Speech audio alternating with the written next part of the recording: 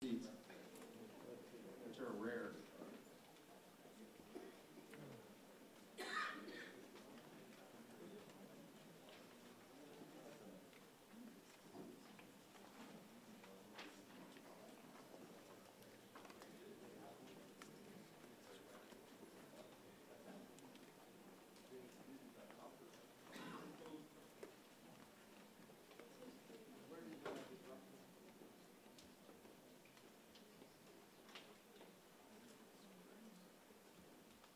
All right, well, good evening and welcome to this second of 3 community meetings organized by the Department of Water Resources to update you on the Lake Oroville Spillways project.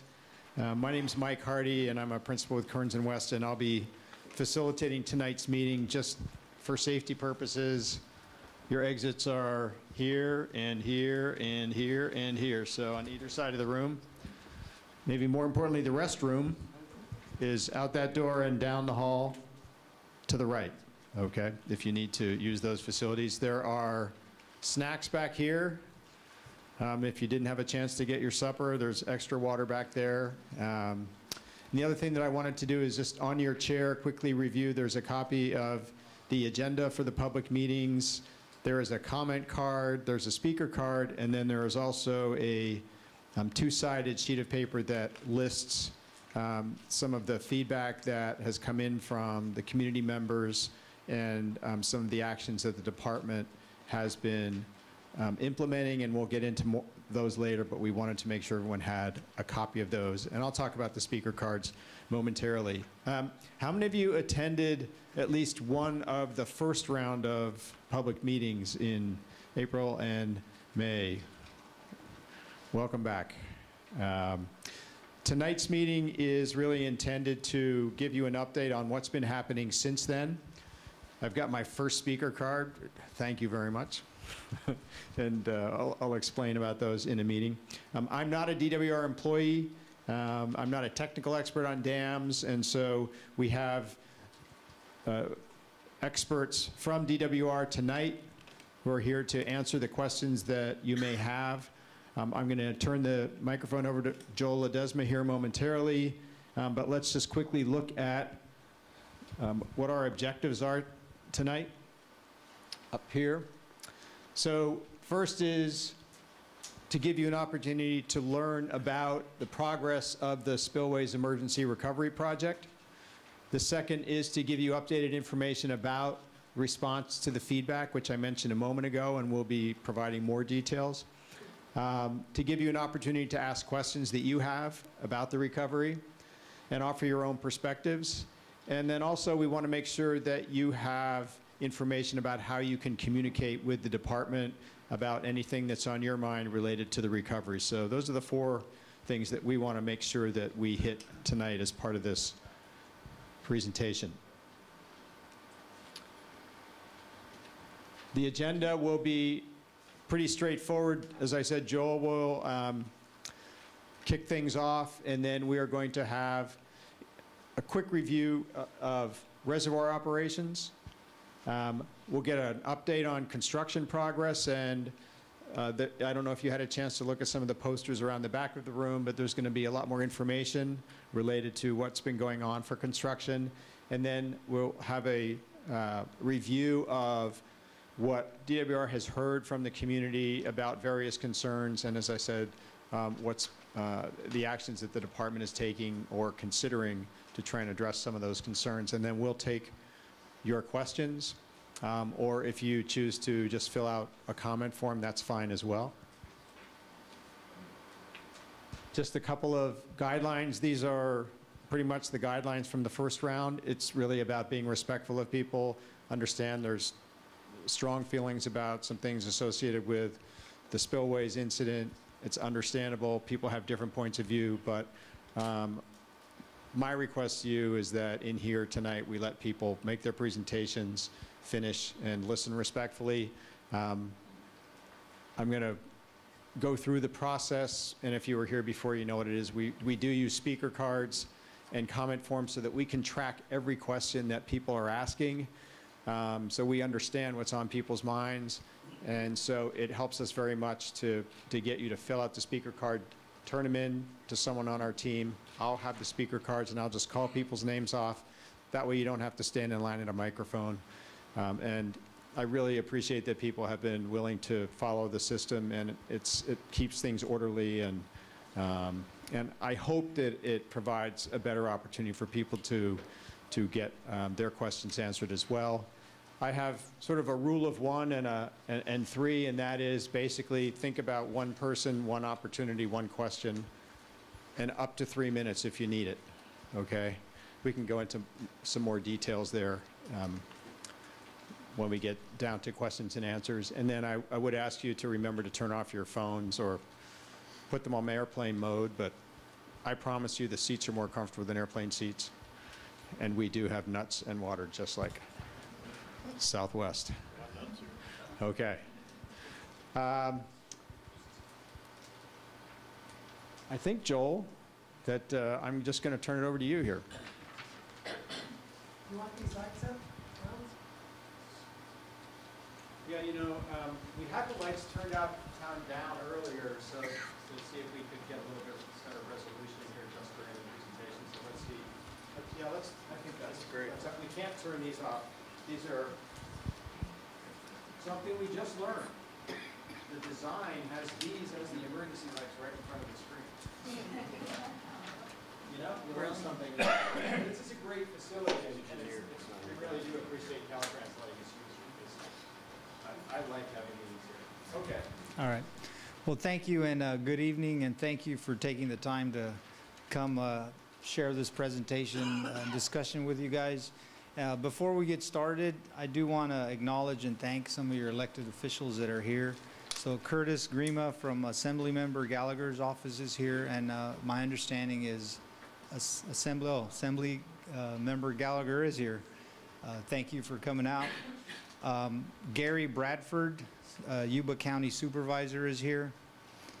Vice Mayor Dale Whitmore is also here tonight.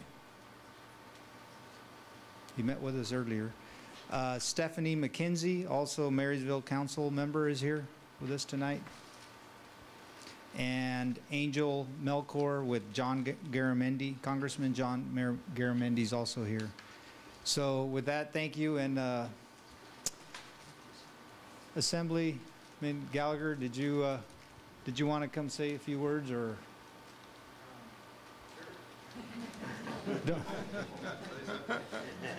Don't want to put you on the spot, but. That's what he does.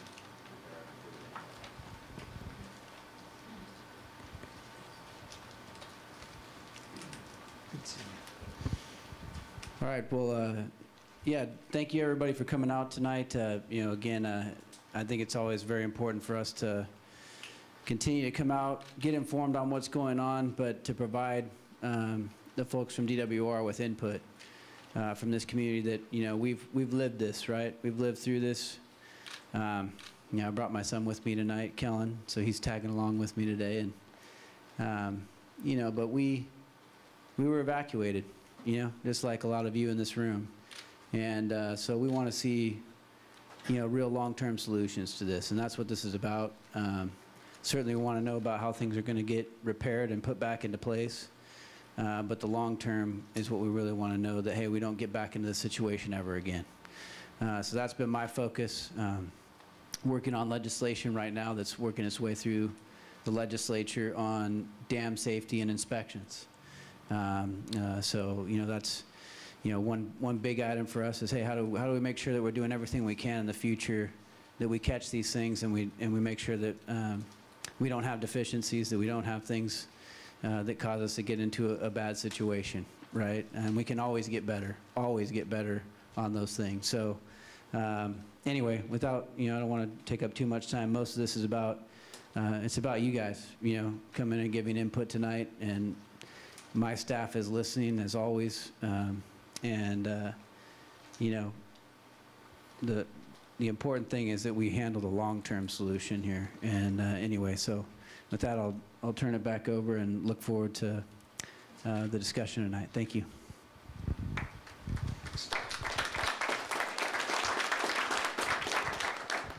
So For those that weren't here last time, we'll kind of start off with this diagram of the Oroville Dam infrastructure, just to get grounded on where everything's at. So this is the dam, face of the dam for Oroville. So this was never in jeopardy during the incident. This has been sound ever since then. Hyatt Power Plant, when we talked about the flooding, was down inside the bedrock here. The tunnels where the water comes out of the power plant is here. And then this is the flood control outlet spillway where we had the damage. And this is the emergency spillway where the water flew over O.G. Weir and came down here. And then there's some power lines that come across over the flood control outlet and come over into the power plant. So a timeline of the events going back a little bit. February 7th is when we found this large hole or erosion in the spillway.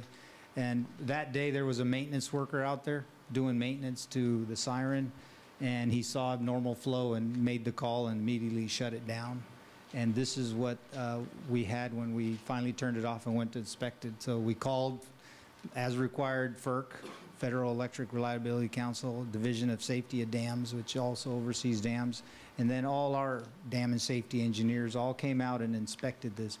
During this time, you know, as you guys all remember, a lot of rain coming in, and we were trying to analyze this hole and figure out what could we do in the time we had before the rest of the storm came in and the inflows came in and raised the reservoir. So at that time, I remember I was there, we had 2 to 3 days was the max time that we had to fix this or start using the spillway to not allow the dam to go over the emergency spillway. Fortunately, on the 11th, the emergency spillway did start to flow over, and on the 12th is where Butte County Sheriff Corey Honey ordered the evacuation. February 12th, to stop this flowing of the emergency spillway, we raised the spillway flows to 100,000. Now, during that time, we were trying to be very careful in raising it because we didn't know how it was going to perform. There was no book on what to do with this hole in the spillway chute. So we were carefully trying to bring it up and manage what inflows were coming in to just stay below the emergency spillway, but be able to still operate this and not sustain damage, because we were always just worried about this headward erosion going up towards the spillway. So, you know, we did this, and that was enough outflow to get the lake back down, stop the overflow over the O.G. Weir. And then from that day on, we kind of just managed our way through this storm, through all the winter, all the way to May, when we shut down the spillway. May 20th is when the contractor, Hewitt, was officially began construction. And on May 24th is when we closed the gates for the last time. So by that date, we had, you know, running all the hydrology models and all the predictions on inflows and outflows. We knew that by this date, we could close the gates for the last time and allow the contractor the most time to be able to come in and do the construction all the way to November. And we had to work with FERC and DSOD to make sure they agreed with our analysis and made sure that public safety was number one and that this was the right timing for it. So just to give us perspective of 2017, and like Assemblyman Gallagher said, you guys lived it, so you know. But just to put it in perspective, here's all the years of the flood control outlet and what years we actually used it to release flood operations. And as you can see now, it's not, we've used it 26 of the 49 years, so about half. So about half the years we use it. But you can kind of see they're not in a row. It's not 1 year on, 1 year off. It kind of goes with the weather.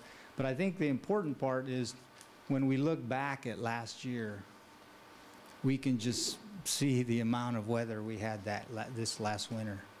It was far triple almost or double the other high years. We were almost at 5.2 million acre feet of water. So a lot of water this year.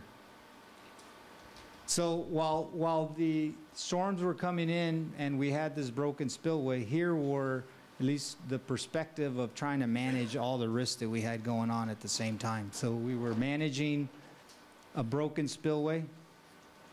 We were managing the power lines that are right adjacent to the spillway and the erosion of this working its way up. The transmission lines were like here, is not, not eroding the spillway. We knew we could erode some of the spillway because the engineers by then, the geologists and geotechnical engineers knew that we had enough room to keep eroding some up to where we were not compromising the superstructure of the gates, but we knew we didn't want it to go up high enough that it damaged those transmission lines, because then it could potentially, the grid takes down part of the grid, and ultimately will take out the power plant for 6 months to a year. And we all knew that we needed the power plant just to get through the summer of continuing to move water out and be ready for next winter. And then the flooding, when the spillway chute, all this erosion came, and we ended up eroding more of the spillway and some of the hillside. All that debris landed in the diversion pool. It started plugging up the water and backing it up into the power plant, and we were having to go into the power plant and seal where the tunnels come up into the generating units and make sure everything was sealed so that the water wouldn't go over and into the units and now take those out for months and months. So there was flood fighting going on here, and then the emergency spillway. We had that erosion, and so these were all the factors that we were monitoring, trying to make decisions on what's the best way to manage this so that we could manage all these for public safety. All right, Dave. So with this, I'll pass it on to Mr. Gutierrez, and then he'll talk about construction. Thank you, Joel. Again, my name is Dave Gutierrez. I'm an engineering consultant working for DWR right now, and I'm going to cover two areas. One, I'm going to cover a little bit about the reservoir operation and what are we doing, how are we operating that reservoir now, how are we going to operate over the next several years. And then we're going to switch gears. We're going to talk a little bit about construction. So construction is the key, and that's what's really important right now, that we focus on getting this particular spillway repaired. And I want to let you know where we're at on that. So let's first talk about reservoir current and future reservoir operations. So I'm going to kind of break it up into three areas, the reservoir operations. So the first is, what are we doing right now? How are we operating the reservoir during the summer months? And so this was a decision that we had to work through our regulating agencies. And the decision is, we operated the reservoir to get through the emergency from February to about May. And then as we all know here in California, once we hit May, it's pretty predictable that the weather starts drying up. So then we have to make a decision, how far do we bring down the reservoir? When do we close the gates permanently for the summer so that we can start construction? And then where do we get the reservoir and when? And so this was certainly something that we had to work with the regulating agencies. We did calculations on hydrologic analysis. What that means is, how does the precipitation, how's that snow melt going to come down that mountain, and make sure that we're safe and we don't want the reservoir to fill up. But on the same token, we got to get construction going. So we have to get those gates closed and not operate anymore. So what the decision was is that at the end of May, we were going to close the gates because we knew we could handle any snow melt coming in just with the operation of the power plant. And then we also work with the regulating agencies to figure out what's the target. What's the target that we're going to get to in order to get enough capacity in the reservoir in order for, if it rains starting in November, we can capture some of that rain without having to spill it. And so what the decision was made is, we're going to get to an elevation of 700 feet. So what that means is 700 feet. Remember, the emergency spillway is about 900 feet. 700 feet, that's a couple of hundred feet lower than the emergency spillway, and that's 2.5 million acre feet of capacity that's going to be empty. And so what that means is, if big storms come in November, December, January, we're going to be able to capture that types of rains and just store it in the reservoir and not have to spill it, even though we'll talk about whether the spillway will be ready or not in a bit.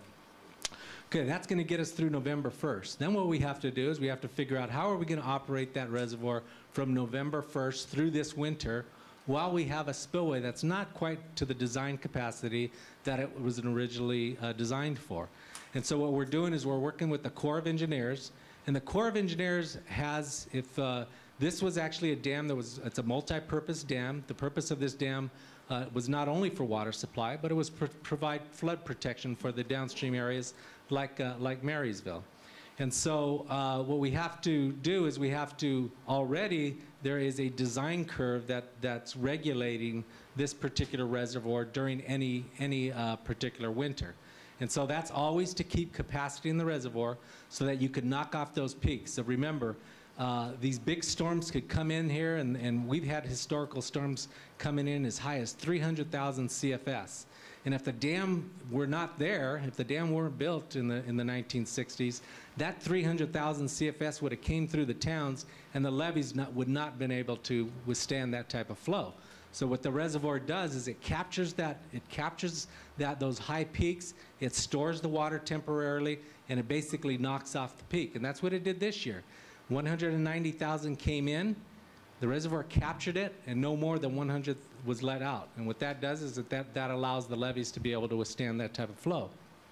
So now what we have to do, we have a spillway that's not quite up to design capacity, and so we have to work with the Corps of Engineers and the other regulating entities such as FERC to figure out how much more conservative do we have to be below the regular rule curve. So in other words, how much capacity do we want to make sure we have, even though that spillway is going to be able to be operable, how conservative do we want to be? So we're currently working on that right now with the regulating agencies. We should have the numbers and how we're going to operate that reservoir in the next couple of months, and we'll certainly be sharing that.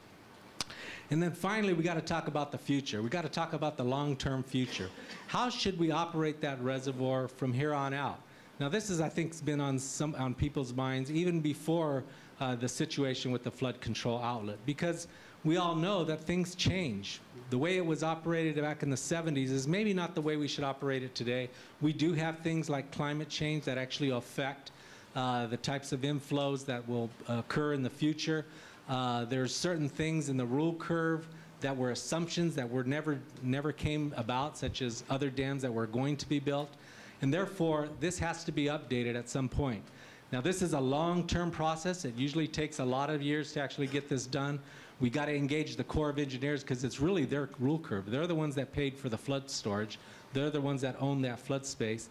And therefore, we'll be working with the Corps of Engineers. We've already started to engage them to start talking about that. And certainly the community is going to be involved in that. But really, that is going to be a long-term process, but that will be coming next. And so talk a little bit about some of the notable 2017 lake levels. So on Memorial Day, 4th of July, today, and July 31st, you see kind of how the reservoir has come down.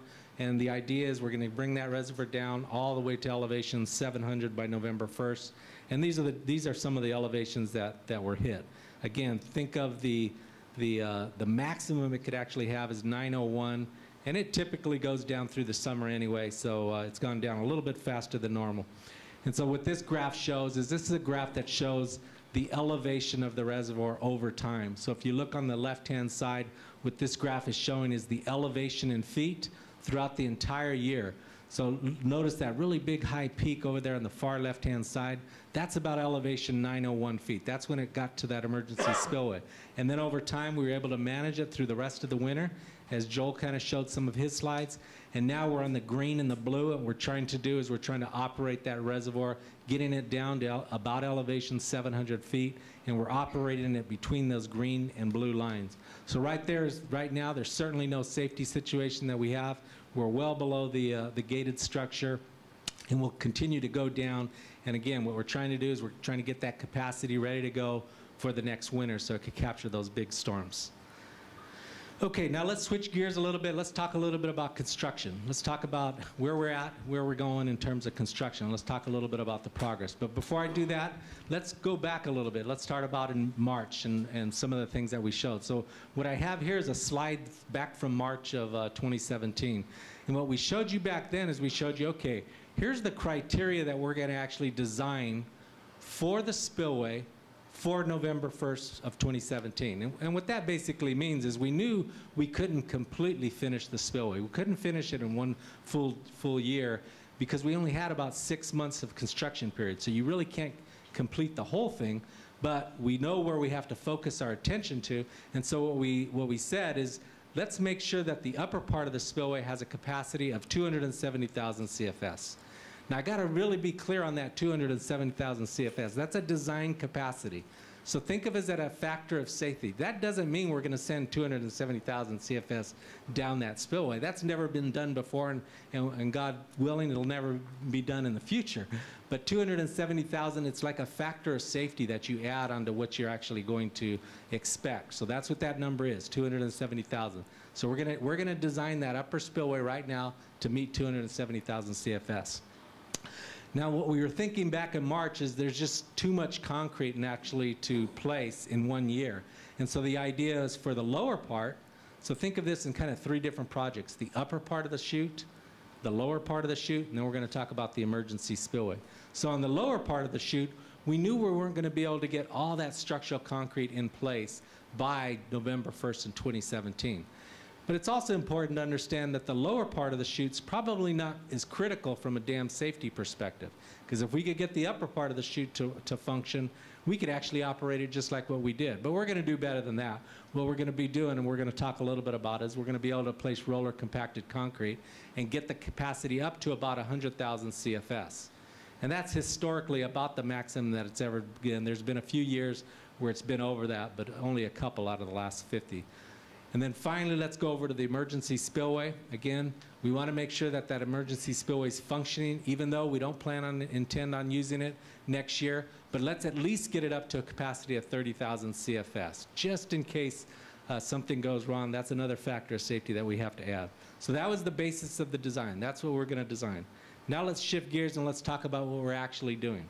Okay, so here's the construction. So what this picture shows is if you were in an airplane and you were looking straight down, what that is that's the spillway, looking straight down at it.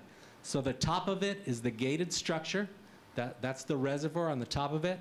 And then the water would flow down that spillway. So that's the flood control outlet that we're talking about. And you'll notice different colors on that. And so the blue and the pink on the top, that's that upper chute that I was telling you that we were going to try to get to 270,000 CFS. And then the orange and the pink on the bottom, that's that lower chute that we're going to try to get to 100,000 CFS. Now, how are we going to do that this year? So by November 1st of 2017, the idea is we're going to take out what was there. So on the upper chute, it's actually in pretty good shape. There was very little damage in the upper chute, but it's not to the design that we would want in current standards. So we're going to take that out, and we're going to replace it to current standards. And so we're going to do that for 870 feet. And we're picking 870 feet because we can't go much more, because you can't take it out and put it back in the time that we have. So we're going to replace 870 feet. It's going to be structural concrete. It's going to be much more stout than what it originally was built back in the 60s. And then we're going to leave that upper part 730 feet, and we're going to leave it alone. We're not going to touch it for right now. There's nothing wrong with it right now. It went through last year just fine. It's got really good rock under it. It's got a lot of concrete under it. It's still not designed to the standards that we would like. So we're going to come back, and I'll talk to you about that on the next slide. But we're going to leave it for now. We're going to leave it this year. Now, in the bottom half, this is the lower chute now. The lower chute, we want to get to about 100,000 CFS to be able to pass that. And so on the orange piece, what we're going to do is we're going to put what's called roller compacted concrete. And so what that is that's mass concrete now. So in the old days, when we used to build dams, we used to build it with called mass concrete. And what you used to do is you get these buckets, or what you would see these typical trucks of concrete trucks coming in and dumping just like you would in your driveway if you were to build a driveway. That's called mass concrete, and that's how they used to build dams. Nowadays, we don't do that. Nowadays, we deal with what's called roller compacted concrete. And the reason why you use this new technology is it's faster. It's faster to apply. Typically, it's actually cheaper, but the key here is it's a lot faster to build. And so we're going to build that lower chute. And remember, that's where all those holes were. That's where those 80-foot holes were, where all that water kind of eroded it out. We're going to fill that up with roller compacted concrete. Now, that's as far as we're going to get in 2017. we're not going to be able to get that structural concrete in place. So it's not going to be quite as durable as the structural concrete and the stuff on top, but it's going to be durable enough to get us through 1 year. And then finally, on the lower part, we're actually going to fill that with structural concrete. So that's back to the reinforcement, and I'll talk a little bit about what that means. But we're going to finish 350 feet of structural concrete. Now, the reason we're doing that is we want at least 350 feet, so when we come back next year, we can finish it all off. We don't want too much to do next year. We want just enough so that we can come back and finish it. The idea is, let's just go through one season with the spillway that's not designed to what it needed to be. So now, next year, 2018, what are we going to do? In 2018, we're going to come back and we're going to finish it off. So everything's pink now. And what that means is, remember that upper 730 feet? We're going to go back, we're going to rip out that concrete that was there, and we're going to replace it with a new design that's more modern design. We're going to go to that roller compacted concrete that we left in place, and then we're going to cap it with this structural concrete. And then finally, on the very bottom, if you guys remember those dentates, that's what kind of breaks up the flow when it gets to the bottom of the hill. Those have to be either rebuilt or resurfaced, so we're going to do that next year as well. And so by 2018, by the November 1st of 2018, we have a structure that's beyond what we had before this all happened, and it's back to the design capacity and able to pass any storms that we see in the future. So that's kind of where we're going. So let me just show you a few pictures of that. So up on the upper left-hand corner is what those dentates are. Those are the ones that they're kind of damaged. They're going to be able to get through a year, but they have to be repaired. That slab up above there, that was a picture back in probably, I don't know, maybe May, because what we have to do, remember, we had to take all that out. Not only the structural concrete you have to take out, there's a lot of concrete underneath it. It all had to be blasted and removed, and it has to be replaced. So if you compare your picture on your left to your picture on the right, that's the same view. You can see the concrete's actually gone. And then they had to clean the foundation and start placing that new concrete, and so that's what they're doing there. And so here's some additional pictures, kind of give you an idea of how this construction works. So on the upper left-hand corner, you actually have to blast it. That's the only way you can get out. That concrete's pretty strong, and so is the rock underneath. But so you got to blast it out of there. They blasted out, they removed it, and then they got to clean it. So on the bottom left-hand corner in dam design, anytime you put a structure against foundation, which this is, on the lower left-hand corner, rock, you want that rock very clean. So they literally, they got vacuum cleaners out there, they're vacuuming the dirt off, they're washing it off, so it's a nice clean surface, so when you put the concrete on it, it adheres to it. And so that's what they're doing on the lower left-hand corner. On the upper right-hand corner, what they're doing is they're putting forms, and so the forms in this particular case are in order to put drains in there, and then they're going to place the concrete. There, I was actually out there a couple of days ago, that concrete's already placed. And then finally on the bottom right-hand corner, we talk about structural concrete. We talk about roller compacted concrete. Roller compacted concrete has no reinforcement or no steel in it. Structural concrete is different, and that's what that is. That's 2 mats of structural reinforcement that are going to go within the slabs. It makes it very strong. Concrete's really strong in compression, but it's not very strong in tension, and so steel works with concrete to make it very strong both in tension and compression. And so when we're all done, we'll have a very strong spillway. Now let me shift gears over to the emergency spillway. What are we going to do there by November 1st? So by November 1st, we're going to put what's called a cutoff wall. Sometimes it's called a secant pile wall. And basically all that is imagine a wall constructed beneath the ground. So basically we're going to excavate out the ground, and we're going to put in a concrete wall in order to prevent erosion. And so what happened on the first case, what happened back in February, is when water came over that hill, I think everybody, the actual design was intended that there was going to be debris, there was going to be erosion on that hillside. However, once it got to the rock, it actually eroded further than the engineers actually anticipated. So if you put a cutoff wall and you cut that off to fresh rock, and there is fresh rock down there, it's just the upper 30 feet or so isn't very fresh, it's fractured rock, and that's what gets plucked out and eroded back. So if you put this wall in there, once the erosion actually hits that wall, it's going to stop, and then the erosion won't go any further. So what we're going to do by November 1st, this is already underway, they're out there drilling this secant wall. It's between 35 and 65 feet deep. This wall is going to be anchored into the good rock that doesn't erode, and that's going to prevent that erosion from coming back Because really all you're really trying to prevent is that emergency spillway up at the top. That's what you're trying to protect. Downstream doesn't really matter. What matters is that structure. You need to protect that structure so you don't lose that structure. And so that's what's going on with the emergency spillway by November 1st of 2017, I'm sorry. And then what we're going to do next is we're going to need to cap that, but we're not going to be able to get this done by 2017. Now the good thing on this one is we can continue working on this. We can work on this after November. This probably isn't going to be able to be used. We can put roller compacted concrete splash pad, so that's that orange, and that's just going to cover the rock. And then there's going to be a roller compacted concrete buttress to buttress the existing emergency spillway. So when it's all said and done, you're going to have a very stout concrete structure with this secant wall to prevent erosion in that particular area. And then that's going to get us a long way down the line. We're still going to need to evaluate that and look into the future to get back to the design capacity, but that hasn't been done yet. Okay, let's just talk a little bit about how this is working. There's a lot of regulators and oversights I talked about, Federal Energy Regulatory Commission. So what their job is, this is the federal government.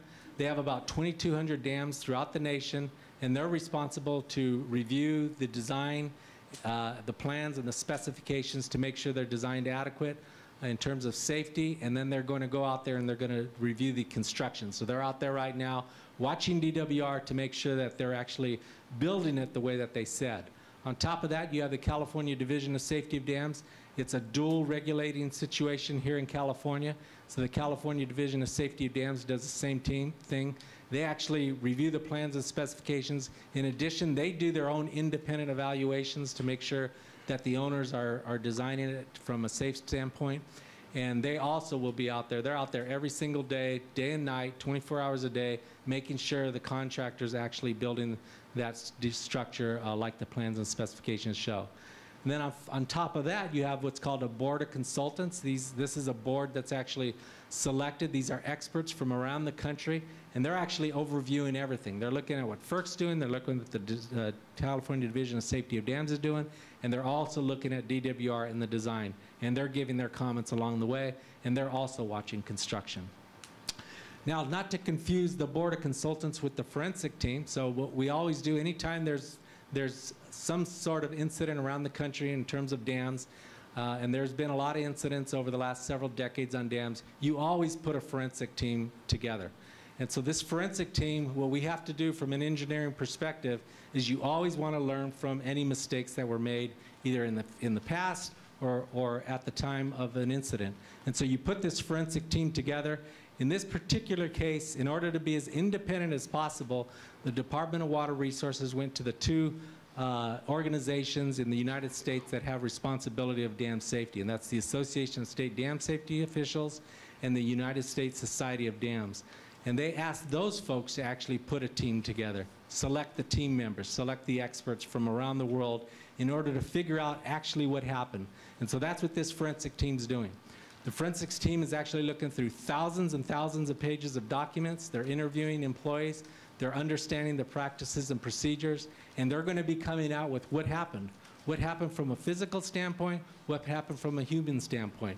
And then we're going to apply that not only here in California, we're going to apply that in the United States, and we're actually going to apply that in the world. You always want to learn from any mistakes that were made so that these mistakes aren't made anywhere else.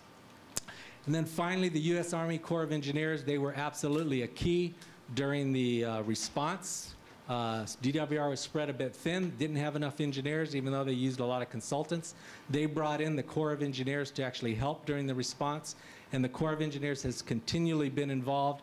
They've been doing independent studies for the Department of Water Resources, and they're also watching over some of the construction to a lesser extent, but they were out there just a couple of days ago, and they'll be out there regularly to kind of monitor what's going on as well. So there's a lot of engineers kind of looking over what's going on and making sure that things are done correctly.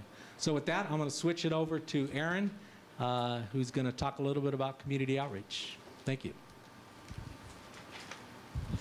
Hi all, I'm Erin Mellon. I'm the communications manager for the Oroville Construction Spillways Recovery Project. I think I've seen a lot of familiar faces out here today, so I thank you very much for coming back out to these community meetings. Obviously, this is the second set of community meetings that we're doing on this project. We're doing 3 this month. We had one on Monday in Oroville, and we've got obviously today, and then another one next week on Monday. We did 7 back a couple months ago in Gridley, Marysville, Yuba, Chico, Sacramento, and 2 in Oroville. We've been interacting on a regular basis with both community members and elected officials and community leaders and stakeholders to collect feedback from all of you and understand your needs and what you're expecting and hoping to build a forward relationship with DWR as we get through both this construction season and as we put new systems in place for long term.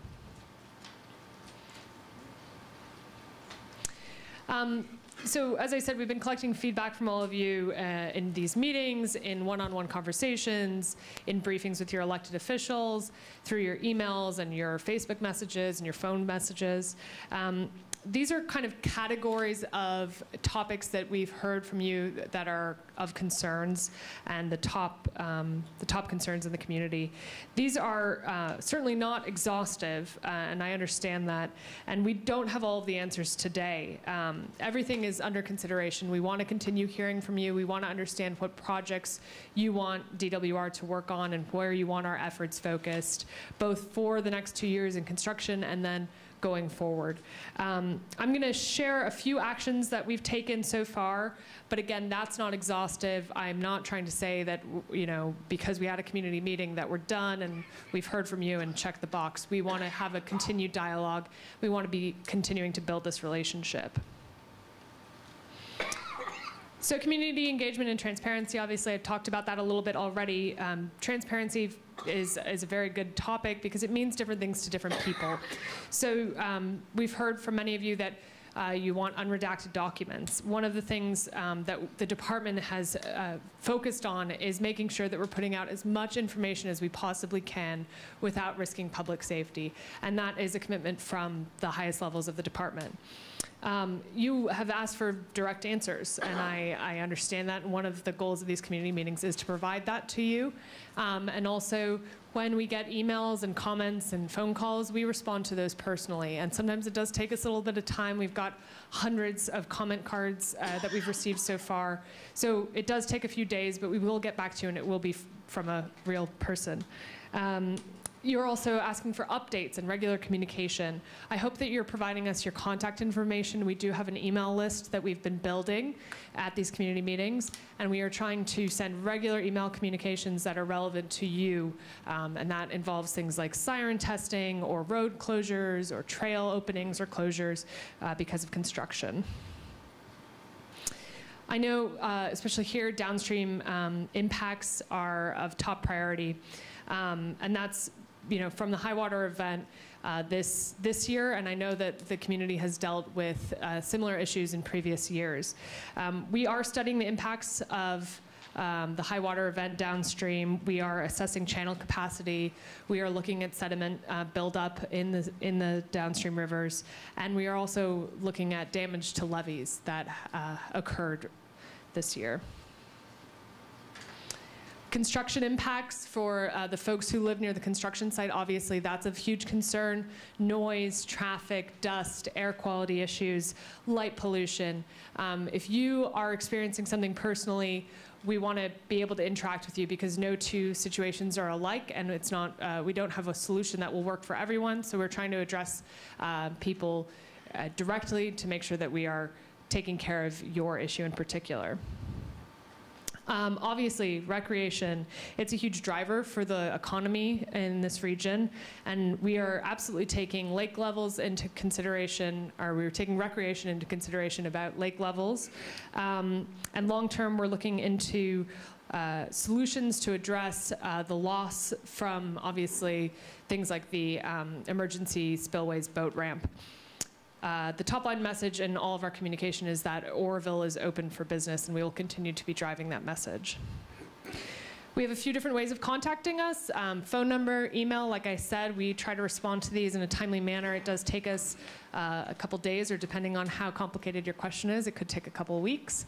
But we do respond to them all individually. We obviously have a Twitter account, Facebook, YouTube, and all of the material that you receive in these meetings, including these presentations and FAQs, are available on our Spillways webpage. I'll pass it back to Mike. Okay. Thank you, Aaron. I think we can turn the lights up a little bit here. So I have 2 comment cards or speaker cards at the moment, but I encourage you, if you do have questions, you've got a minute or 2 here to fill them out. There's a speaker card on each of your seats or in the seats next to you. Thank you. And if you don't want to ask your question, that's fine. There's a comment card there. You can write as long a comment as you like, and then we have a box over on the table over there where you can leave your comment. For speaker cards, I think it's pretty straightforward. Fill it out, give it to one of us. When your name's called, I'll call 2 names. I'll call the person whose turn it is, and then the person who will be next, so you can plan. We do have a countdown timer at the front of the room. There's a 3-minute limit for comments so that we can get to everyone's comments. At every meeting that we did the first time around, I was left with speaker cards where people had indicated that they would like to ask a question, but it took too long to get to their question. So in an effort to ensure that everyone who would like to ask questions or offer a comment has that opportunity, I'm asking everyone in these public meetings to honor the 3-minute limit, and the timer is just there as a coach. We'll call it that. If you like, we can let you know when you have about 30 seconds left, or if you want to keep speaking until you get to the end, that's fine. I think I did indicate, it really makes it a lot easier for us if we can follow this rule of 1 and 3. So 1 person, 1 opportunity, 1 question, 1 comment. I appreciate 1 question with subparts. That's okay. What makes it really difficult for us is when someone comes up and starts reading us a list of literally like 23 questions in a row and gets them in 3 minutes. And then we're trying to figure out how we can really, in good faith, provide you the best information possible. So my request is, if you've got a couple of parts, that's fine. We're not trying to be unreasonable, but we do want to be sure that we can answer and not leave things hanging. So, this has worked really well. The other night in Oroville, people were really supportive of this, and it seemed to work pretty well. So we'll continue doing this.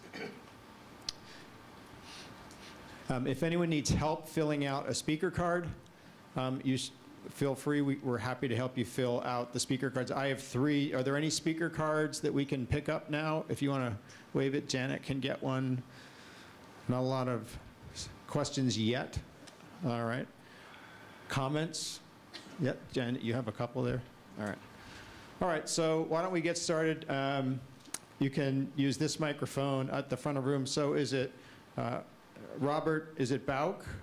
Boki. I remember that from last time, and I didn't get it right again, Robert, but thank you for coming.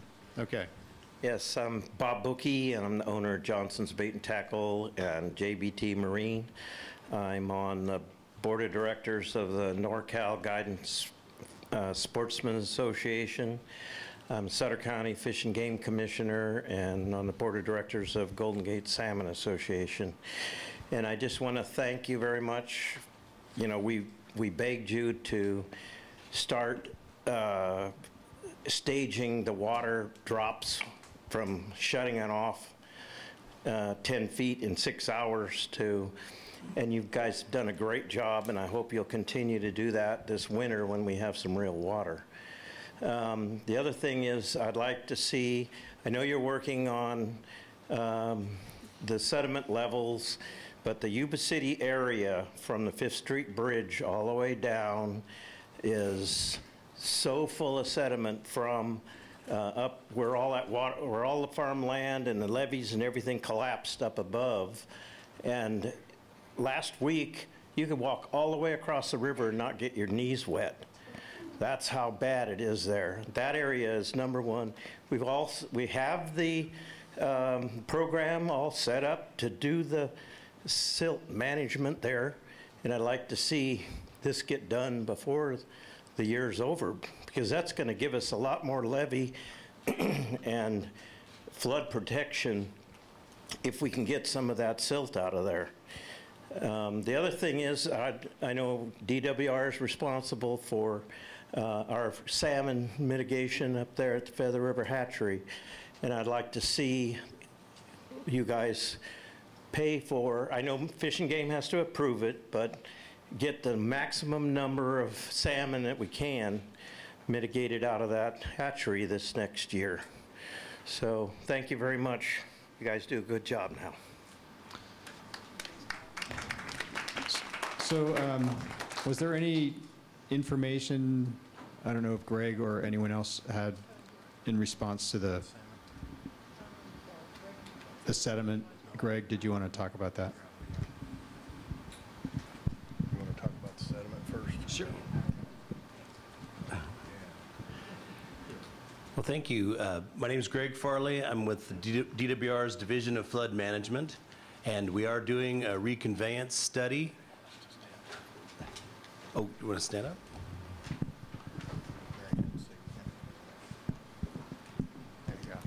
Is that better? Much better. Okay, I'm Greg Farley. I'm with DWR's Division of Flood Management, and we are working on a reconveyance study where we're going to study the impacts of the sediment in the river, and we're looking at channel capacity. So, is there timing on that if people are marking their calendars, because it's really of importance to them? yeah, so there's different stages. So we're working on the bathymetry right now, so we're getting a picture of the water, the channel bed below the water, and we'll have those surveys completed in August. So, and we'll have the complete study done by the end of the year. Stay tuned. We need to go faster. Okay, and Kevin. Hi, I'm Kevin Dossie. I work at Department of Water Resources Oroville Field Division, and I'd like to just mention that we just had a meeting, not we, but a partner in crime at Oroville, met with the National Marine Fisheries Service and the California Department of Fish and Wildlife yesterday, and they agreed on a plan to install 5,000 cubic yards of spawning gravels in the Feather River up near the hatchery where we had a project 3 years ago, and most of that, a lot of that got washed away. So we're going to dump some of that gravel that's stockpiled on the shore at the hatchery, get that in the river, spread it around, and make it usable for salmon this fall. Try to get that done by August. And the hatchery has some goals that, you know, the established production goals of 450,000 steelhead, 2 million spring run salmon, 6 million fall run salmon for mitigation, and then another 1 to 2 million fall run salmon for enhancement. Any question? Thanks, Kevin. Okay, Keith, is it Wissink? Yes. Okay, you're up next, and then after Keith, Francis Coates.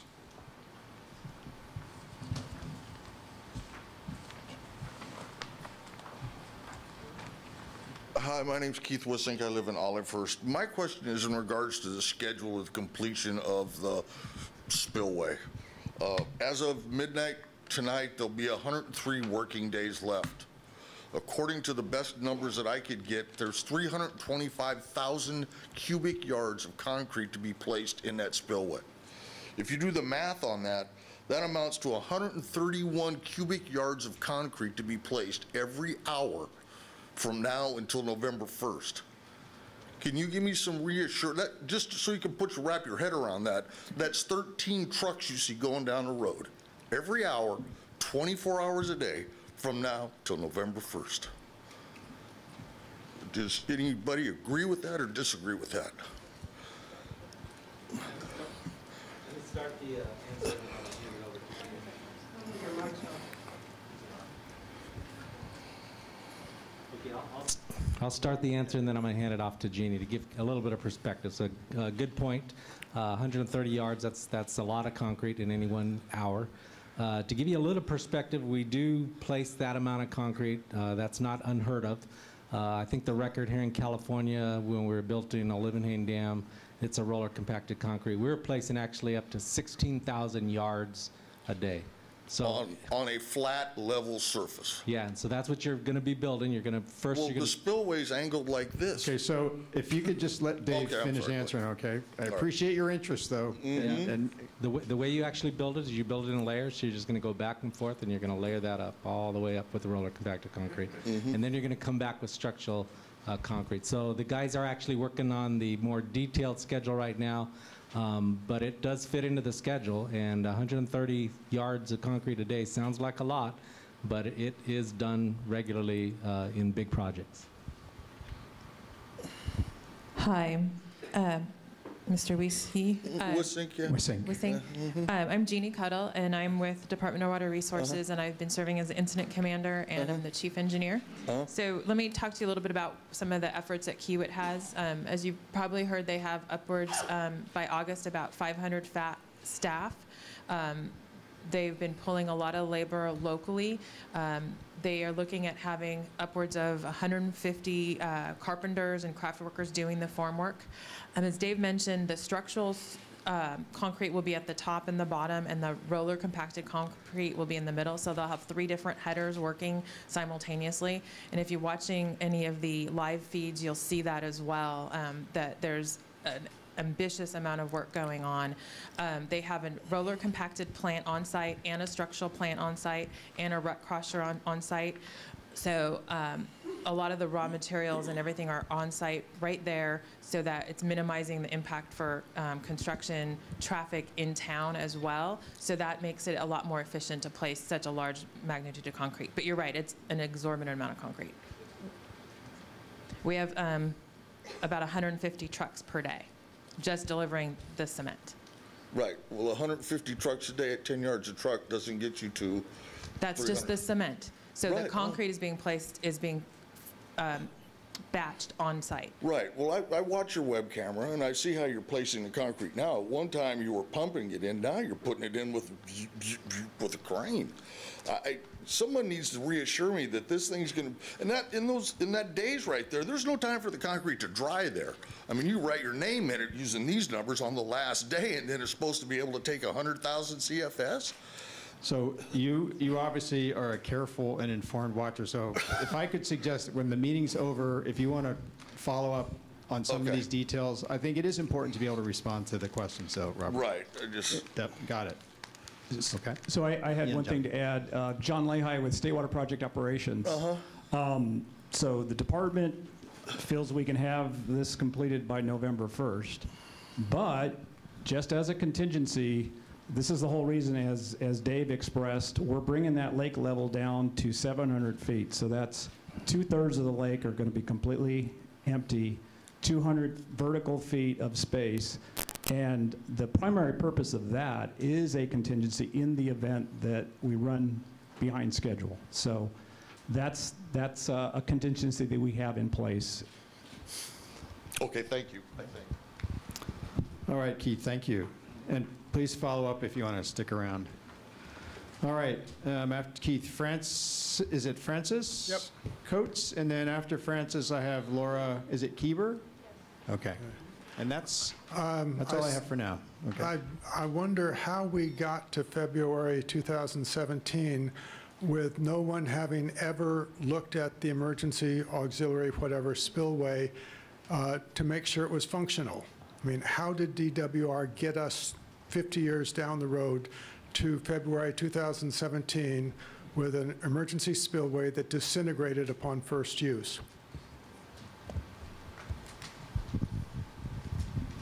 Okay, so the emergency spillway, actually, there's kind of 2 things kind of going on here.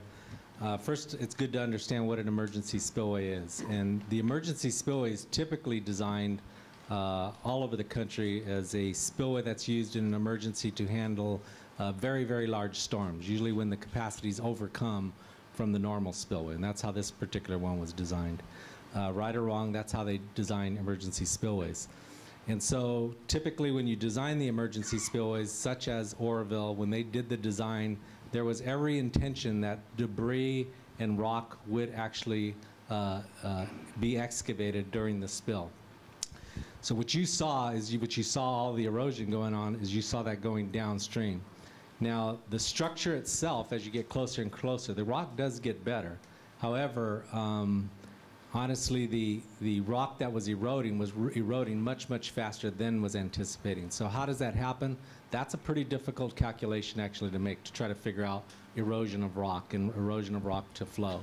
Obviously, it's not what was expected. It was looked at several times.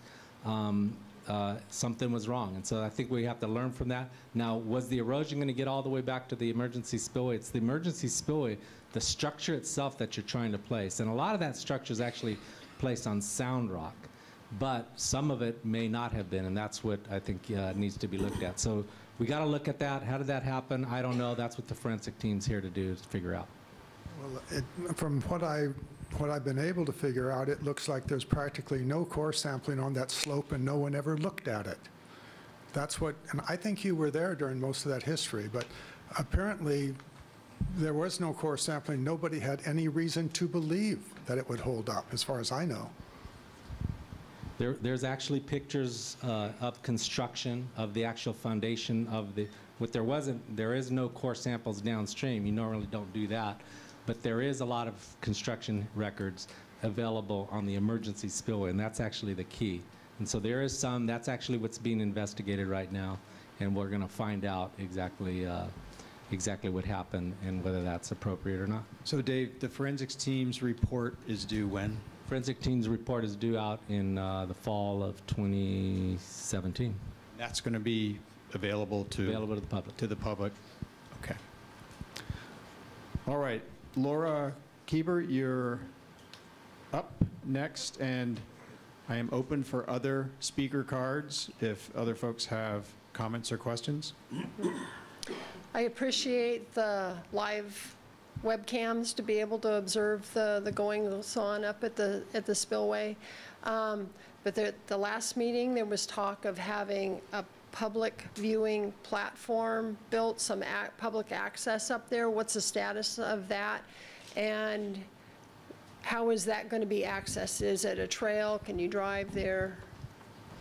Yeah, thanks very much for the question. So I'm glad that you found the live cameras. As you know, we have 3 different views, and we are also putting up a time lapse. And that is the best way to view construction right now. We are still assessing the idea of having a public viewing area in person. The locations that we were attempting to build on and create that access point have been we've had trouble with for 2 reasons. Either they have impacted construction, and we obviously can't have that because we have to get construction completed by November 1st of this year, and then obviously next year. Or they have caused a public safety issue. And so we're working with the Sheriff's Office and local safety officials to make sure that if we do set something up, that it doesn't put people at risk. Obviously, on a large construction site, and most of these areas where you would have a public viewing area are off these haul routes, and we just don't want to send someone out there next to a massive truck driving by. That being said, we are conducting site visits for elected officials and community leaders and stakeholders, and so we have been opening up the actual construction site to those folks. So your city council members, your supervisors, your assembly members and senators have been on site and have been are a good place to get a little bit more information about what exactly is going on there. Okay. Thanks for the question. All right, are there others? Oh, yes. And also the visitor center is a fantastic place to get information, and those live feeds are being piped into the screens that are set up in the visitor center. Other speaker cards? Yes, sir. Okay, do you need these to ask questions? You should? Okay, well, which one do you want to start with? This one? Yes. All right, how did I know that? Lawrence, what's your last name? Is it Mertz? My name is Lawrence Mertz. I'm a Yuba City resident. The spillway is tentatively rated right now at 100,000 cubic feet per second if you get it repaired in time. If we have another overflow rain like we had last year, what is the tentative plan to handle that excessive amount of water? It goes in conjunction with the other one. The whole dam project was designed to have the Marysville Dam to handle that extra 130,000 cubic feet per second that the Oroville Dam couldn't handle. Right now, you don't have that either. Is there a possibility of making a temporary divergent dam just to take care of that? Yes, thank you for the question. Again, John Lehi, State Water Project Operations. The two issues that you hit on are exactly the two issues that we plan to address as part of this interim plan that Dave had mentioned. As far as, so the updated water control manual is a years-long process. We can't wait for that. So we're going to revise our flood control rules for this coming winter. And so we're already collaborating with the Corps of Engineers, and they've already identified the exact issues that you just expressed about the Marysville Dam issue.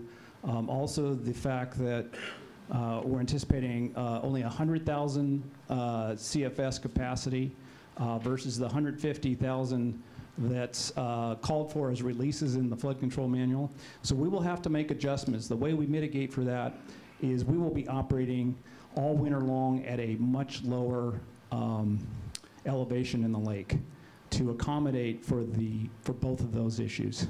So that's exactly the thing that we're going to be looking at in terms of the hydrologic science and applied engineering for those two aspects. So thank you for that question. Other speaker cards?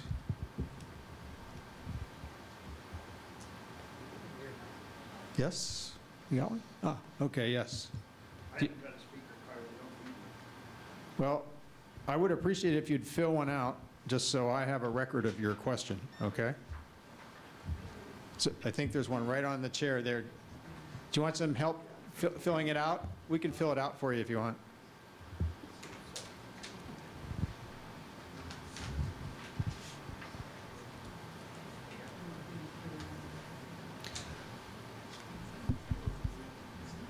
Any others? You can get home early.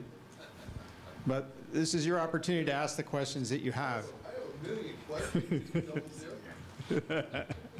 You know what? After we get Ken's question, I think we're willing to answer a few more questions because you've taken the time to come out tonight, so I appreciate that. I do want to have them written down, though, because it's important for us to have people's questions so that we know what's going on here. You can, Dave has promised to stay and talk to you.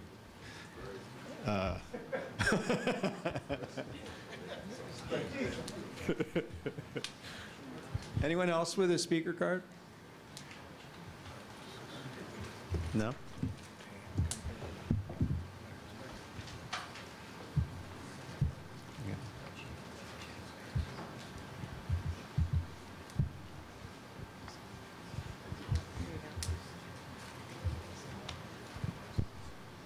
Yes, so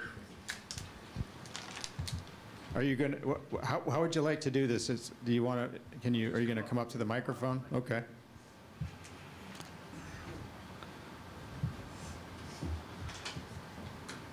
Okay. Jeannie, it's good to see you.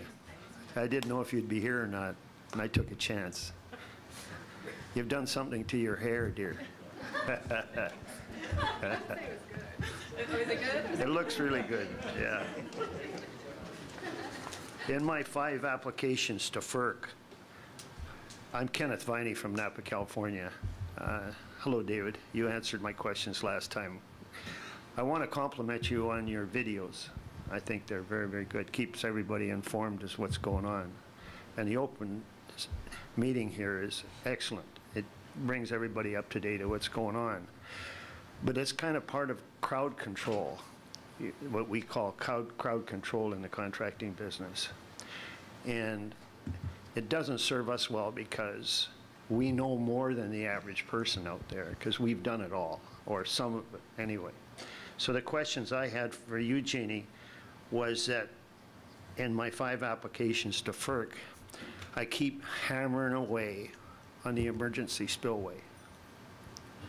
And I'm sure you read the last letter with the enclosures that I sent through Aaron on the 7th of June. Okay. I hear people saying yes, in case it's not coming on the microphone. Okay, I didn't hear that. Why I keep hammering away on that is because being involved in dams and structural work, I read everything out there. That's what I do. I'm forensic. And I'm concerned about those gates and the piers that hold those gates up there. You called it the FOC. You know what I'm talking about, David? Because last time I asked you guys, have you ever laid a big multiple wrench on those bolts that come up from those tenons to find out how many are broken? And the answer was, I think it was you, John, that was a bit embarrassed when I asked the question, because the 2 gentlemen I talked to, they said nobody's laid a wrench on them. Now, the reason... It wasn't me. It wasn't you, okay. We know from memos going back and forth from FERC that FERC's concerned about this as well, because they're asking for the testing to be done again and again. Now, what we're suggesting is that those gates might have to be taken out and completely destroyed and a new headwork structure installed besides all the work that's being done on the chute. And we're saying that if that has to happen, maybe not this year, next year, the year after, I guarantee you that within 5 years, you'll be talking about doing this. And what I'm suggesting on the emergency spillway is that you do a dual conveyance. You do a dual conveyance so you can get some of that water that's going to come over that emergency spillway and take it down into the existing chute that's being repaired. So again, how long, you've got 3 minutes. Well, nobody's answered a question yet. Well, are you finished asking your question? Because I'm sure they'll be prepared to answer your question. All right, my question is this. Have you and your engineers or your BOC considered Coastal Gen's proposal to put an alternate design on that OG so that you lower that water coming over that OG by 16 feet to take the load off the headworks of the FOC? Okay. So let me try to answer a couple of things that you mentioned. I think they're actually really good questions. So first of all, to answer your question about lowering the head, there's ramifications for doing that. So you really want to be careful after you kind of make those kind of decisions. And the ramifications would be is if you lower the head, you lower the emergency spillway elevation, you're going to start losing your flood control capacity, and therefore you're going to have less flood control capacity and protection for the people downstream. So you want to be careful about that. Well, just but your other question, here's the situation. I really need you to listen. Yeah. Okay, we're trying to get answers. Okay. And not have a debate with Dave or anyone else out there. Okay, that's the deal. Yeah. So your other question is very valid, and that is about the radial gates. So what we're trying to focus on right now is let's get the spillway, let's get the flood control outlet, and what I showed you here today. Let's get that done by November 1st, and then let's get that done by November 1st of 2018. We got to focus on that. We got to get that done. That should be the priority. However, we absolutely have to look at the entire picture. We have to look at the whole program. We have to look at the whole system. We do have to look at the radial gates. We have to look at the emergency spillway. What I showed you here today is the capacity is 30,000 CFS. That's not good enough. It's got to be a lot higher than that. The radial gate structure, is that redundant enough? We got to look at that. So everything's on the table. But that's going to be kind of, let's call that phase 3. Phase 3 is to look at the whole system and make sure that we actually evaluate the dam and all its components collectively, and that's what's being done already. I think DWR has actually already started that. That's not the focus because a lot of those folks that are going to be working on that, they're actually out there right now at Oroville. They're actually working on getting that spillway in shape, and that's where we have to put our priority right now. But your question's absolutely valid. The folks at DWR are already started that.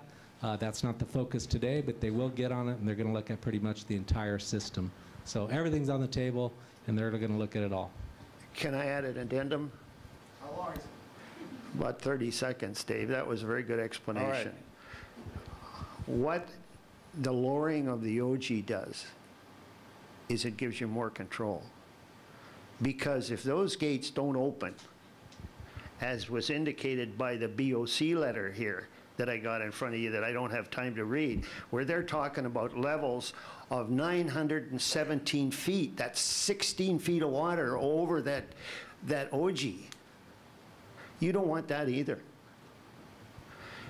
That's what the letter back and forth on the 5th of June, if folks want to look it up, states, the letter states, Craddock to Blackett, suggests that the reservoir level at 780 feet, and if inflows exceed 150,000 CFS, the gates open to allow 150,000 CFS or 100,000 CFS, or the gates completely closed, water may overtop the emergency spillway. Okay? So I've got support from the BOC. Okay, and you've got your addendum. I think you've made your points. You've written multiple letters. So if you want to respond, Aaron. I'm not an engineer, but because I think I understand what you're saying. But from my understanding, if we were to lower the OG weir, then we would have uncontrolled releases over the emergency spillway earlier. We would have it when lake levels were lower. That's correct. Which is what Dave was saying is one of those things that we don't want, because you want to have as much control over releases and flood control as possible, which is the whole point of the main spillway. What if your gates are closed, like the BOC says, that they're not open at all? Zero going through the FOC. Then what happens? And that's related to what John was answering your question earlier, is that's why we're lowering lake levels, so that we don't have to use those that main spillway during the construction period. So we don't want to use the spillway, and frankly, historically, we don't normally use the main spillway. Only once every other year do you actually use the main spillway. So that's the intent. I don't know if... Well, I guess I'm not entirely clear whether you're talking about the near term or you're talking long term here. I'm talking long term. Yeah, okay. Okay, because what we're trying to do is look down the road. If my time is up, I'm sorry, but I've been asked a question. I'm looking down 4 or 5 years. I guarantee you. I appreciate your sense of humor. Ken, wind it up here, okay? I guarantee you're going to be looking at replacing those gates. From what I've read at the Catholic Digest from this guy Johnson and Burkett, they say that they've got inside information on those gates that they may not open at all, and that's why BOC is worried about it. Yeah, and I mean, these are all valid questions. And I think it goes back to what Dave was saying. There's going to be a comprehensive review.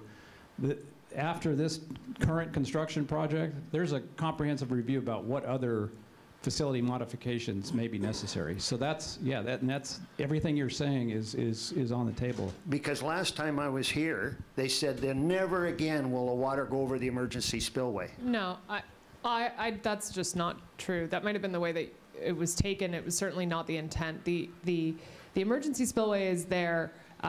We hope to never use it again. We certainly don't want to. We want to be able to operate the lake levels and releases without ever having to use the emergency spillway, because it is an uncontrolled spill. That being said, we have to get it in a state that we can use it. And I want to clarify for other folks, when we talk about everything being on the table in terms of construction, that means a second flood control outlet spillway, an auxiliary spillway, and another emergency spillway, low-lying outlets, larger river valve outlets. I mean, we're talking that long-term, after this main construction period is completed, what other redundancies are necessary to make sure that the structure is safe and sound? Thank you for coming. Thank you very much. Last comment on the gates. I just want to add one thing, because I was getting a little bit confused. I just want to make sure that nobody leaves here thinking that there are problems right now with those gates. We right now, and we haven't mentioned it, but one of our projects on top of the spillway is we're doing an assessment and maintenance on all the gates.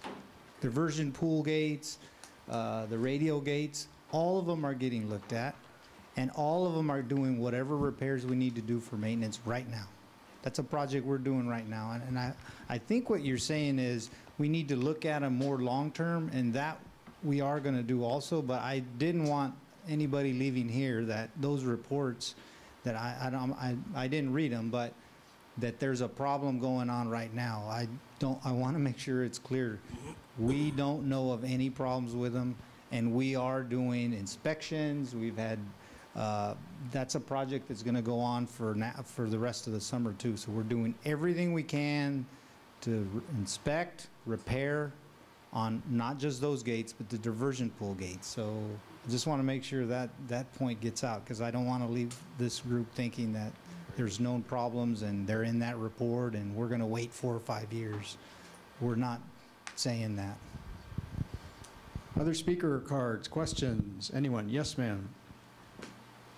Do you need your speaker card, or you've Well, got? no. No, you're good. My name's Karen, and I had the privilege of going up there last year to look at the dam for the first time ever. I finally found it. But I was wondering, when would the public be able to go up there and view the dam again, because it was a beautiful sight last year? I would love to go back, but I don't want to get in the way to see you guys doing your work and all that. So the public, when could we, the public, go and enjoy it? Yeah, thanks for the question. It is amazing. I think until we get understanding as to if we can set up a public viewing area that doesn't impact construction and doesn't put people at risk, I don't have an exact timeline on when we can sort that out. As I said, most of the regions that we were looking at to set that up got ex-nayed for one reason or the other. As far as long-term, certainly once construction is complete, everything will be back open. And much of the reservoir and the lake itself is still open, so you can absolutely go and recreate and walk around, and there are many trails and boat ramp launch points available. Oh, okay, because I know when I went up there, it was on to the right of the dam, and there was a lot of parking. Is that access to us still? I believe you're talking about the emergency spillway boat I'm not certain. I just know I seen from the distance, I seen all the area, but I didn't see everything. So I think I wasn't Kevin can, because Kevin lives in the region, so he knows the area a bit better than I do. Yeah, Kevin Dossie, Oroville Field Division. Yeah, I live up at Kelly Ridge, just above the dam there. I think you're talking about the upper overlook parking lot. We have a shade ramada and some picnic tables and a nice view of the dam and the lake. And no, that's still closed because it's we have construction equipment and trailers, and it's basically a staging area too for construction. So it'll remain closed through the end of next year, through the end of the project. That was the way I went to just get there. go on up the hill about a half a mile to the Kelly Ridge Event Center. It's the headquarters for the golf course there, and you can walk out there and view from inside their building or outside, and you can see the dam from there and the lake, and it provides a nice overlook. They've got a nice grassy area there. Yeah, because I like to go and visit. I just went up to Bright Lake to get the senior pass just the other day, and it was beautiful up there as well. Yeah, So and you I'd can like drive. to see them. Yeah, and you can drive on around Highway 162, the Big Green Bridge, the Bidwell Bar Bridge. You can cross that, and there's a turnout with some interpretive plaques there that describe the project, and you can look at the dam and the lake from there too. Okay, thank you.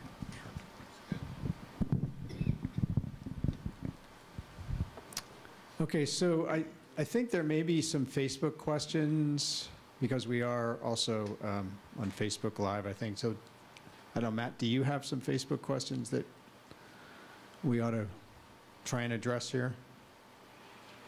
You could, if you do, you could, let's see. All right. The question's here. How many turbines will be operational in 2017 and next year?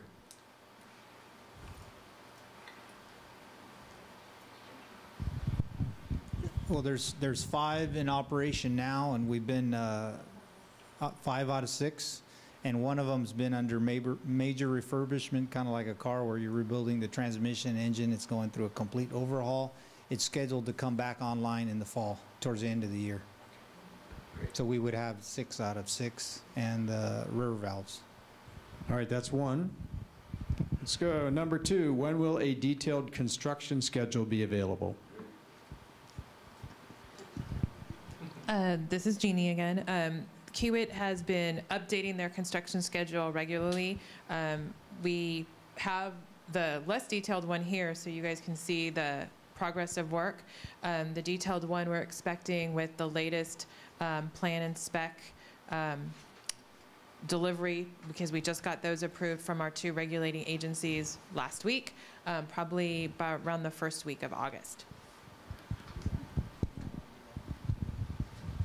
And I guess great minds think alike, but one of the recommendations of the last Board of Consultants was for DWR to look at the schedule and the reasonableness of it and to make sure assumptions are right.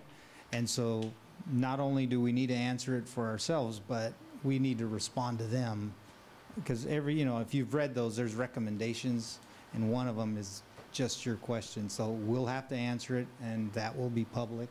So you'll be able to see how we came up with that conclusion that the schedule is reasonable.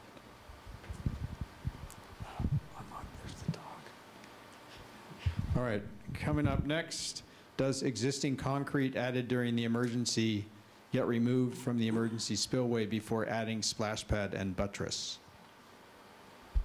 Yes. Aaron Mellon, PE. This is Jeannie. Yes. So this year it will stay. At least at this point, it will stay. The C-Camp pile wall will be complete, and then the plan would be to continue adding the RCC splash pad and buttress, possibly throughout this season, but for sure completed by next season. But we wouldn't remove the other grouted rock until we got to the point where we were ready to replace it.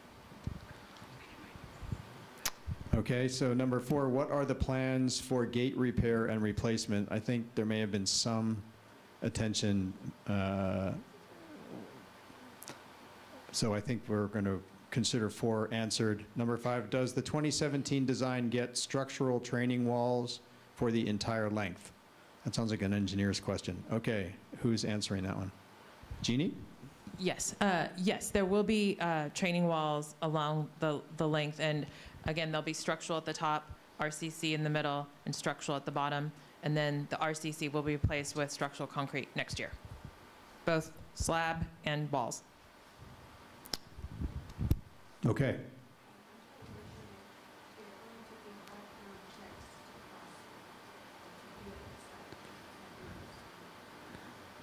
So there's a question about background checks for, and I do need to have questions written down if we can do that, because I just need to have, we'll get those. So, okay. Why, oh, okay. So let's deal with this one about background checks. Is this about the Kiewit construction?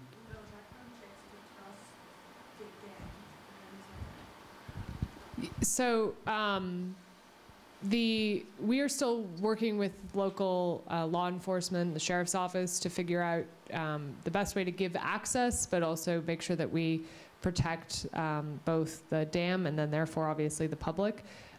It's unclear right now what is going to happen to that access point and if we are going to still be able to drive across the dam. So I can't answer that question right now, but thanks for that. Okay, so from Facebook, I'm considering these written down even though there are not names on them. Why is the C-Camp wall not as long as the spillway? It will be. Yeah,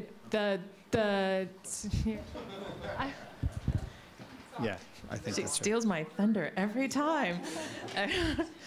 It will be. It is 1,450 feet long, and it will abut up to rock, but it will cover the full length of the emergency spillway, so that the appropriate width is protected. So I think our graphic is intended just to to show you the elements, but it's not actually intended to be to scale, which is why it looks like it's not extending the full length of the emergency spillway.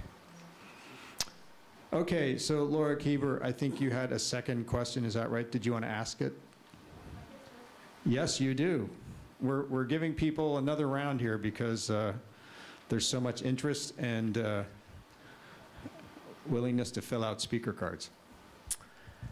Regarding the unauthorized blasting that occurred on the spillway, I'd heard rumor that it affected the upper spillway that wasn't intended to be replaced. And then I had also heard recently that more of the upper spillway was going to be replaced than originally decided for this year. Did that unauthorized blasting affect the decision to do that?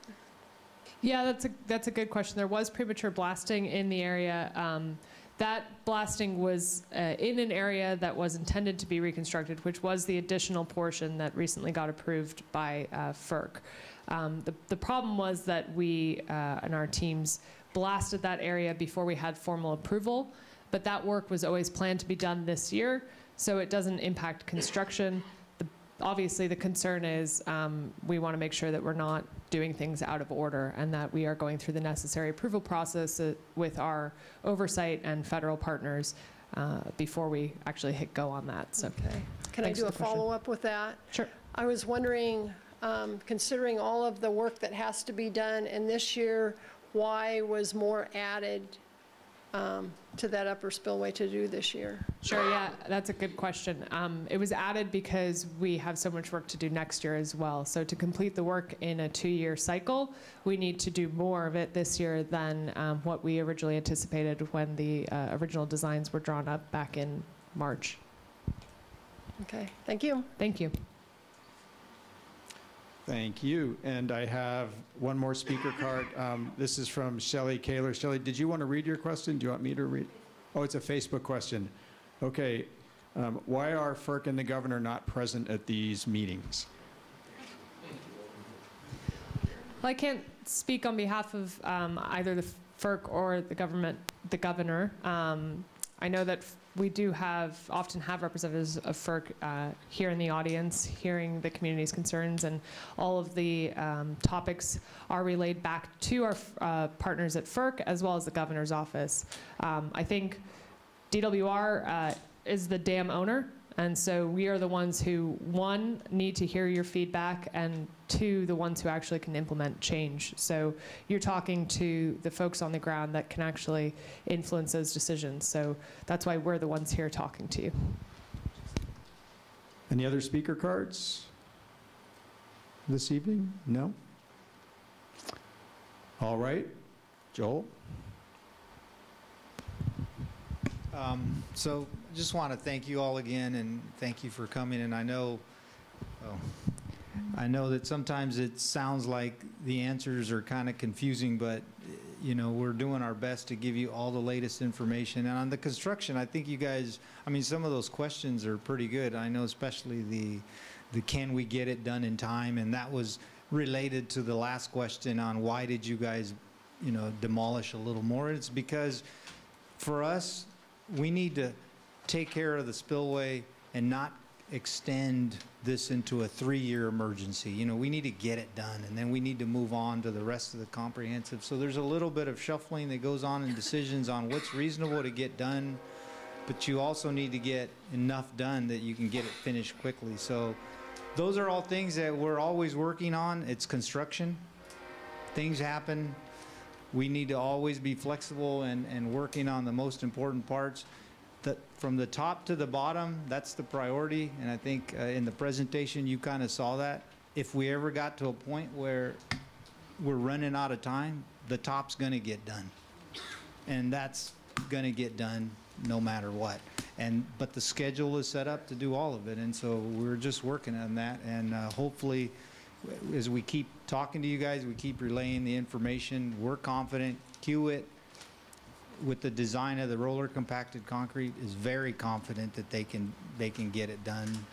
And anyway, I appreciate you guys coming out, and we'll keep the information flowing. Good night.